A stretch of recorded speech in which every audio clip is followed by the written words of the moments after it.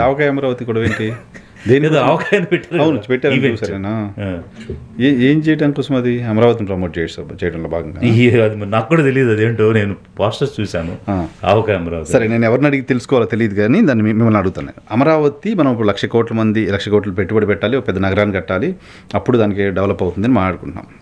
Davos నేను విన్నది just ఒక 10,000 మంది ఉండే చిన్న ఊరు. అవును. ఇట్ ఈజ్ గ్రామ పంచాయతీ. ఎస్, అంతే అంతే. అక్కడ మొత్తం ప్రపంచం ట్రంప్ లాంటి వాళ్ళు కూడా వెళ్తున్నారు. అంటే ఒక సిటీ డెవలప్ అవ్వాలంటే, ఒక సిటీ మొత్తం వరల్డ్ని అట్రాక్ట్ చేయాలంటే కన్స్ట్రక్షన్స్ 1,00,000 కోట్లు పెట్టుబడులు ఇవి అవసరమా, లేకపోతే అక్కడ యూఎస్పీ క్రియేట్ చేయడం అవసరమా? ఎగ్జాక్ట్లీ. ఇప్పుడు కళ్ళ ముందు ఎగ్జామ్స్ ఉన్నాయండి.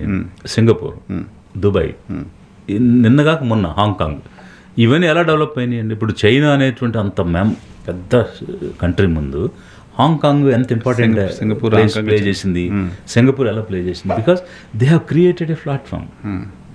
అక్కడ ఒక ఎక్స్చేంజ్ జరగడానికి సంబంధించినటువంటి అన్నీ, ఒక ట్రాన్సిట్ పాయింట్ లాంటివి, ఒక బెర్త్ లాంటిది క్రియేట్ చేశారు వాళ్ళు. ఆ మోడల్ చూసి దుబాయ్ స్టార్ట్ చేసింది. ఈరోజు దుబాయ్ ఫ్లరిష్ అవుతుంది. ఎట్లా ఫ్లరిష్ అవుతుంది? ఇప్పుడు ఎంటైర్ ట్రేడ్ వాళ్ళ వైపు తిప్పుకుని అక్కడికి వచ్చి ట్రేడ్ చేసుకునే విధంగా వాళ్ళు తయారు చేసుకున్నారు కదా. ఏ సిటీ తీసుకున్నా వరల్డ్ ట్రేడ్ అంతా అక్కడే జరిగేటట్టు చేసుకున్నారు. సో ఇప్పుడు అది విజన్ అంటే. అంతేగాని మనుషులు లేని మున్సిపాలిటీలో 1,00,000 కోట్లు పెట్టడం విజన్ కాదు కదా. అక్కడ మనుషులే లేరు, కనీసం 1,00,000 పాపులేషనే లేదు ఈరోజు. ఇప్పుడు వాళ్ళు ఇచ్చినటువంటి పారామీటర్స్లోనే 2025కి ఎంత పాపులేషన్ అవుద్ది, 2050కి ఎంత పాపులేషన్ అవుద్ది అని అప్పుడు రాశారు. ఎక్కడుంది అసలు? రాలేదు. ఇప్పుడు 2025 దాటాము, వాళ్ళు చెప్పిన పాపులేషన్ రాలేదు. 2050కి 50,00,000 పాపులేషన్ వస్తుంది అమరావతిలో అన్నారు. ఎలా వస్తుంది చెప్పండి? ఎక్కడి నుంచి వస్తుంది? అంటే ఎంత హడావడిగా జనం పుట్టించినా 50,00,000 పుట్టేస్తారు. 2050 కంటే ఇంకో 20 సంవత్సరాలు, సంవత్సరానికి 2,00,000 మంది రావాలి అక్కడికి. ఎక్కడి నుంచి వస్తారు? ఎలా వస్తారు? ఇప్పుడు మీరు ఈ ఆంధ్ర విడిపోక ముందు తెనాలి పార్లమెంట్ ఉండేది. ఇప్పుడు ఆయన బాలశౌరి గారు అప్పుడు తెనాలిలోనే ఎంపీ. డీలిమిటేషన్ కంటే ముందు ఉండేది. డీలిమిటేషన్లో తెనాలి వెళ్ళిపోయి ఇక్కడ మల్కాజ్గిరి వచ్చింది. ఎందుకు వెళ్ళిపోయింది? ఎందుకంటే మైగ్రేషన్ అయ్యింది కాబట్టి. హైదరాబాద్ సైడ్ ఎక్కువ మైగ్రేషన్ అయ్యింది, విశాఖపట్నం సైడ్ ఎక్కువ మైగ్రేషన్ అయ్యింది. అందువల్ల విశాఖపట్నంలో కాన్స్టిట్యున్సీలు పెరిగాయి, అత్యధికంగా హైదరాబాద్లో పెరిగాయి, నెక్స్ట్ విశాఖపట్నంలో పెరిగాయి. Because people have migrated. ఇక్కడ 50,00,000 మంది మైగ్రేట్ అయ్యి వచ్చేస్తారా ఈ అమరావతిలో? ఇంపాసిబుల్ కదా, అంత షార్ట్. ఒకటి ఇంపాసిబుల్. 2 కామన్ మ్యాన్కి అసలు మీ సిటీస్ లేవు కదండి. మీరు చెప్పిన 9 సిటీస్లో కామన్ మ్యాన్ నివసించే సిటీస్ ఏం లేవు, పేదవాళ్ళు నివసించే సిటీస్ ఏం లేవు. సో పేదలు లేనప్పుడు, సర్వీస్ సెక్టర్లో పనిచేసే కామన్ పీపుల్ లేనప్పుడు, మిడిల్ క్లాస్ లేనప్పుడు గ్రోత్ ఎలా ఉంటుంది? పాపులేషన్ ఎలా వస్తుంది? దీస్ ఆర్ ఆల్ ఇది విజన్ అని చెప్పాలి. అంటే ఇల్లాజికల్గా మాట్లాడటం విజన్, ఏది జరగదో అది చెప్పడం విజన్, ఏమి చేయలేమో అది చెప్పడం విజన్. చెప్పి నమ్మించగలగడం గొప్పతనం వాళ్ళది. అన్నిటికీ మించి వాళ్ళ అనుకూల మీడియాని, అంటే వాళ్ళ మీడియా ద్వారా జనాల్ని మోసం చేయడం గొప్ప విషయం. ఓకే, చివరిగా పాలిటిక్స్ మాట్లాడదాం. చాలా సీరియస్ అకాడమిక్ సబ్జెక్ట్ మాట్లాడాం మనం ఈరోజు. అన్నీ ఏంటి ఆంధ్రప్రదేశ్ పాలిటిక్స్ ఎలా ఉన్నాయి? మీరు ఏదో చెప్పారు 27లో లోకేష్ సీఎం అని. 27 ఉగాదికి అని చెప్పారు. సో నా దగ్గర ఏదో స్కూప్ ఉంది, నేను ఇప్పుడు చెప్పలేను, రేపు ఎప్పుడు వీడియో చేసి చెప్తా దానికి సంబంధించి. మీ అబ్జర్వేషన్ ఏంటి పొలిటికల్గా? జరగదేనా మీ ఉద్దేశం? అది కాదు, దానికి సంబంధించి ఇంకా వేరే డెవలప్మెంట్ ఉంది. ఆయన అక్కడికి వెళ్తే ఈయన ఏం చేయాలని దానిపైన వేరే ఇన్ఫర్మేషన్ ఉంది. ఓకే. అదే వీళ్ళ బేరాలు అయితే వీళ్ళు చేసుకుంటారు కదా. కాకపోతే వీళ్ళు రాష్ట్రాన్ని తాకట్టు పెడుతున్నారు దేనికోసం? వాళ్ళ సప్రయోజనాల కోసం. వాళ్ళ సప్రయోజనాల్లో అంటే ఇప్పుడు యుద్ధంలో మన బలమే కాదు, ఎదుటివాడి బలాన్ని బలహీనం చేయాలనేది ఉంటుంది కదా. సో ఎదుటి వాళ్ళ బలాలను బలహీనం చేసే కార్యక్రమం మీద ఎక్కువ శ్రద్ధ పెడుతున్నారు వీళ్ళు. ఓకే.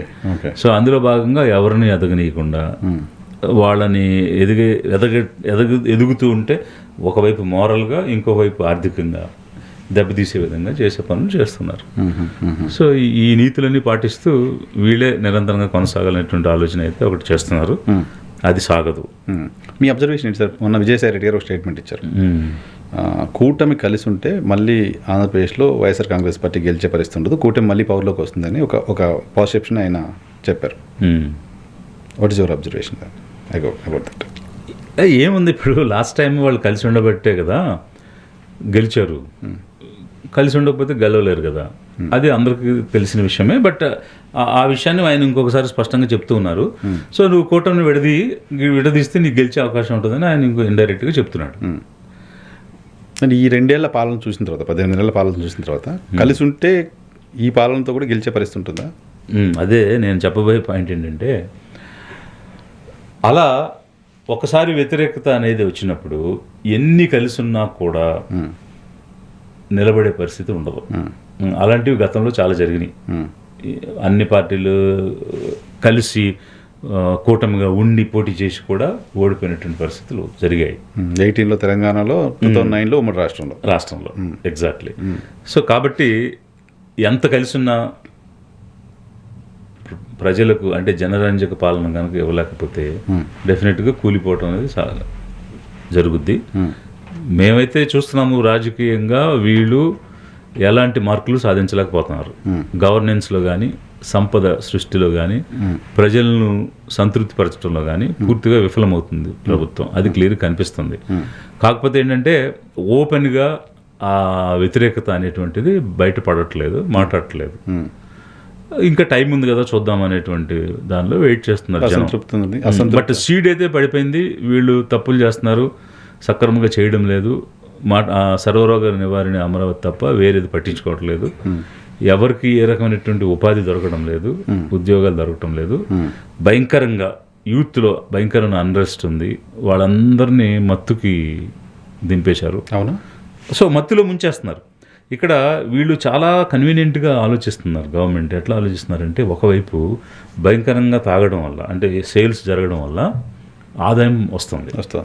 రెండోది ఏమవుతుందంటే, యూత్ ఈ మద్యపానంలోనూ ఎక్కువ మంది ఏబుల్ బాడీడ్ పర్సన్స్ మత్తులో ఉండడం వల్ల, especially backward communities, BC, SC, ST, minorities, వీళ్ళు తిరిగి ప్రశ్నించడం కానీ ఏం కోల్పోతున్నామో గ్రహించే పరిస్థితిలో కానీ రావడం లేదు. అది చాలా కన్వీనియంట్గా ఉంది వాళ్ళకి. They are not vigilant.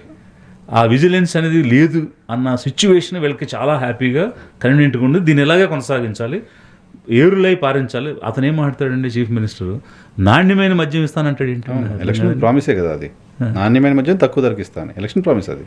Correct. 99 పైసలకైనా 99 రూపాయలకైనా ఒకటి పెట్టాడు. అది ఒక్కటే తక్కువ ధరకు ఇచ్చేది, మిగిలింది ఏది తక్కువ ధర కాదు. మిగిలినవన్నీ కూడా భయంకరమైనటువంటి ప్రైసెస్ ఉన్నాయి. మీకు బెంగళూరు, హైదరాబాద్తో పోల్చుకుంటే హయ్యర్ ప్రైసెస్ కానీ సేమ్ ప్రైసెస్ కానీ తప్ప తక్కువ అయితే లేదు. అది పోతే మద్యపాన నిషేధం చేస్తామని వచ్చిన తెలుగుదేశం పార్టీ నుంచి వచ్చి ఇతను నేను నాణ్యమైన మద్యాన్ని ఇస్తానంటాడు. ఏంటండి అంటే కనీసం మినిమం కన్సర్న్ లేదు కదా ప్రజలంటే. కుటుంబాలు నిర్వీర్యం అయిపోతున్నాయి, నాశనం అయిపోతున్నాయి.